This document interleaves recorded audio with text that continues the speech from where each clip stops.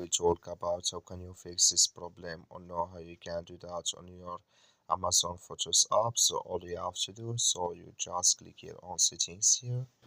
When you just click here on settings, it's going to show for you a list like this here. So then you go down, just keep going down, you click here on apps, come to apps list here, and here you're looking for Amazon Photos app, or just click on here on Amazon Photos, or just click on search, then here add Amazon Photos app, just click on it. You come to this list, click on for stop, click on OK, then you go down, just click on storage, come to storage list here, just click on clear cache, then all you have to do, so you just go to your Play Store, click on it here.